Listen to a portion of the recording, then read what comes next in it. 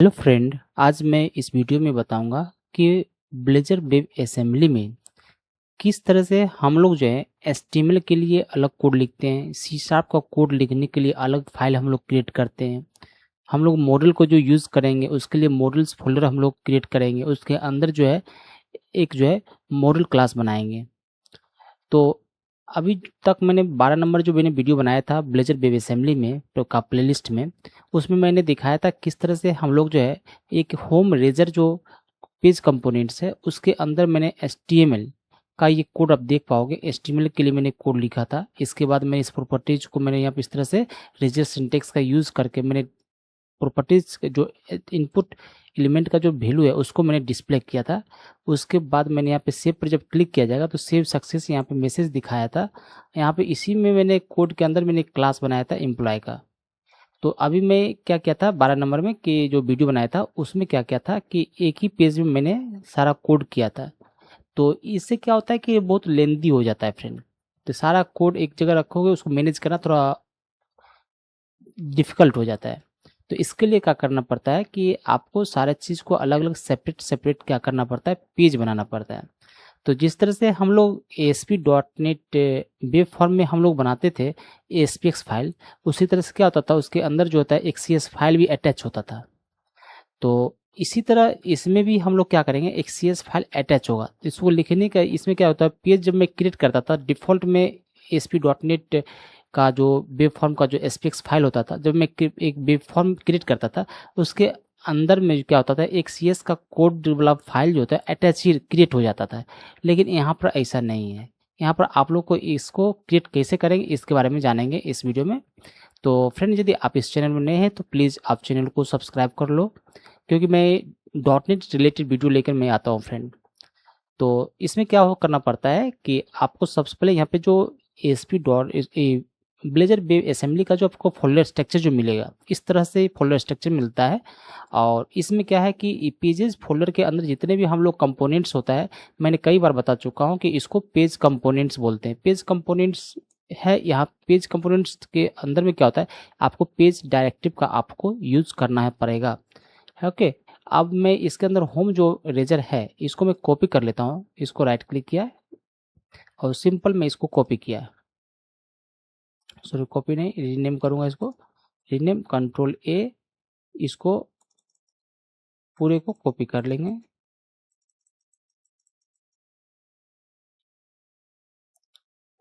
Ctrl+A से मैंने copy किया, Ctrl+C करूँगा। अब मुझे क्या करना है कि एक राइट क्लिक करूँगा इस पर, एक इरेजर कंपोनेंट्स क्रिएट करूँगा यहाँ पे।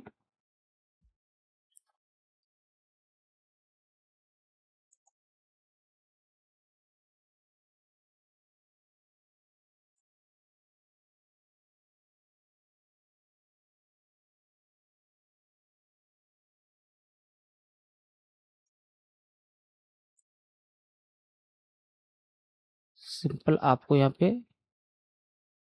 एक क्लास के अंदर जाना है, एक क्लास क्रिएट करना है आपको। इसको राइट क्लिक करना है, इस पर एक मुझे क्लास चाहिए। राइट क्लिक करूँगा, इस सब इसको मैं क्लास क्लिक कर दिया। अब मैं इसको क्लास को हटाया, मैं इसको पेस्ट कर दिया।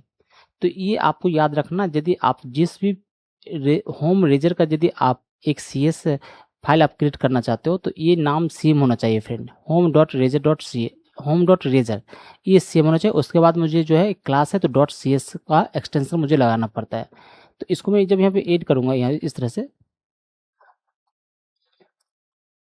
तो अब देखो इसके अंदर ऑटोमेटिक अटैच हो गया है।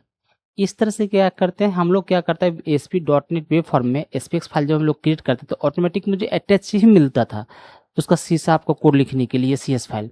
लेकिन इसमें रेजर वेब असेंबली में ब्लेजर में हम लोग जो है इस तरह से हम लोग क्या करते हैं, C# का कोड मुझे इस तरह से अटैच करना पड़ता था।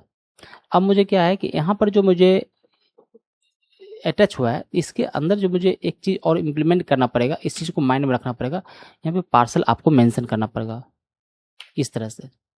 जब तक आप इसको मेंशन नहीं करोगे तब तक जो है आप यूज़ नहीं कर पाओगे।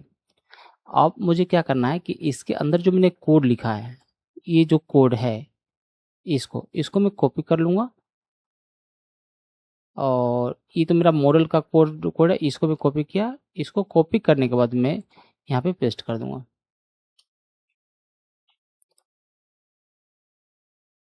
अब मुझे ये जो पार्ट है यहाँ पर जो एरर दिख रहा है, तो मैं यहाँ से डिलीट कर दूंगा, इसका मुझे अब ज़रूरत नहीं है।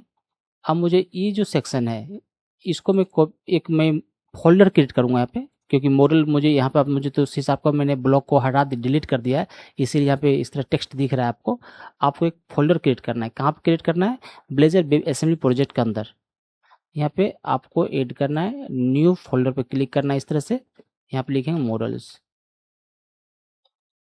मॉडल्स एंड यहाँ पे लिखेंगे। इसके बाद क्या है कि इसके अंदर मुझे क्या करना है, एक क्लास बनाना है।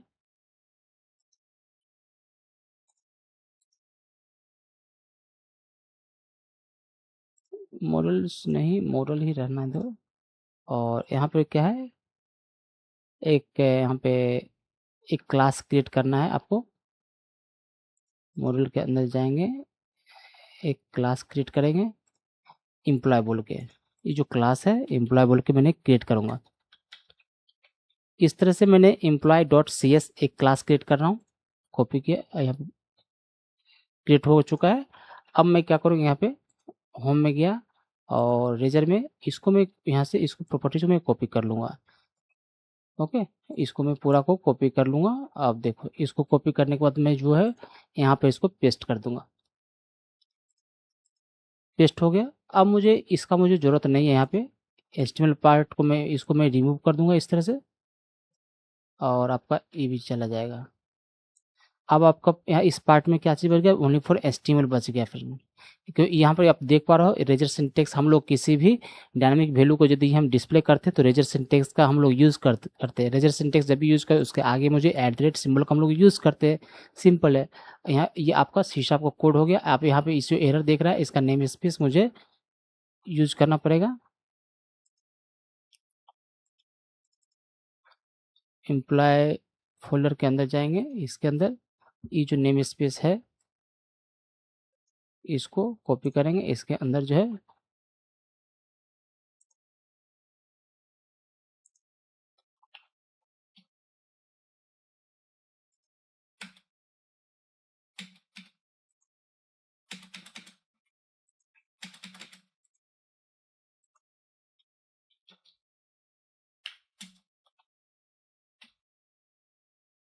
आपको देख पाओगे यहाँ नेम स्पेस मैंने यूज़ कर दिया है, तो यहाँ से वो भी एरर चला गया है। अब आपको देखो यहाँ पे भी एरर नहीं दिख रहा है, यहाँ पे भी एरर नहीं दिख रहा है, यहाँ पर एरर नहीं दिख रहा है। आप समझ सकते हो कि किस तरह से मैंने एक जो रेजर कंपोनेंट पेज जो होम डॉट रेजर फाइल जो था उसमें जितना भी सारा कोड लिखा हुआ था उसको मैंने एक सेपरेट मैंने क्या किया था, उसको सेपरेट सेपरेट फाइल में मैंने क्या किया, उसको यूज़ कर लिया, अलग अलग फाइल मैंने बना लिया उसको।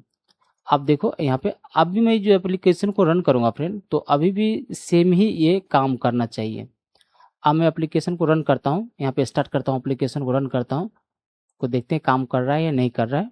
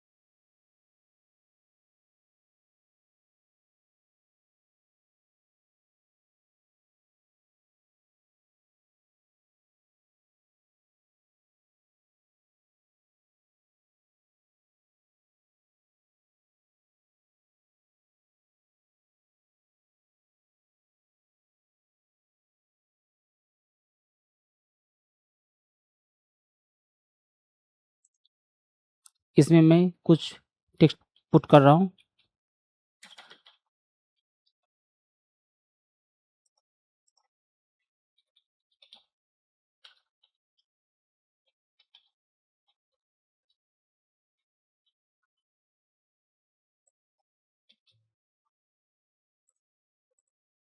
देखिए इसमें डेटा जो है देर डालना है, ये डेटा यहाँ पे डिस्प्ले हो रहा है।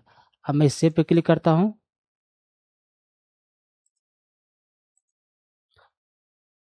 इसको राइट क्लिक करेंगे, इंस्पेक्ट करेंगे कंसोल में, कंसोल पार्ट में देखोगे सेव सक्सेस आ रहा है। तो कहने का मतलब है कि यदि इस तरह से आप लोग यूज़ करते हो तो इससे क्या होता है कि आप जो है मेंटेनेंस करना बहुत आसान हो जाता है, कि आपको समझ में आ जाएगा यहाँ पे सी शार्प का कोड लिखने के लिए एक फाइल बनाया गया है, ये एचटीएमएल का पार्ट हो गया, ये मॉडल मैंने अलग फाइल मैंने फोल्डर के अंदर इसको रखा है। तो इस तरह से हम लोग क्या करते हैं ब्लेजर वेब असेंबली में हम लोग सेपरेट सेपरेट क्या करते हैं फाइल बनाते हैं। तो अब इसमें मुझे क्या करना है कि अपने फॉर्म बनाना भी सीख गया, किस तरह से हम लोग फॉर्म हम लोग बनाते हैं। और उसके बाद यहाँ पर क्या हो रहा है कि फॉर्म बनाने के बाद डेटा को किस तरह से मैंने यहाँ पे डिस्प्ले कर दिया है। तो अब यहाँ पर आपको देखना है कि ये जो सी शार्प का कोड यहाँ पर जो क्लिक इवेंट जो है सेव पे क्लिक किया मैंने, सेव सक्सेस मैंने दिखाया है। तो इस तरह से सेव कर क्लिक करने से आपको सक्सेस मैसेज दिखाया है। तो इसमें डेटा को मुझे गेट करना है। कौन सा डेटा को गेट करना है? फॉर्म में जो डेटा है, फॉर्म में जो डेटा है इस डेटा को मुझे क्या करना है सेव फॉर्म के अंदर एक मॉडल के थ्रू जो मुझे गेट करना है। तो गेट करने के बाद किस तरह से हम लोग एपीआई का हम लोग यूज़ करके डेटा को हम लोग सेव करते हैं, तो इसका नेक्स्ट वीडियो में मैं आप लोगों को बताऊंगा। तो फ्रेंड, तो इस वीडियो में बस इतना ही। यदि आपको ये वीडियो पसंद आया हो तो प्लीज़ आप चैनल को सब्सक्राइब करें और वीडियो को लाइक करें फ्रेंड।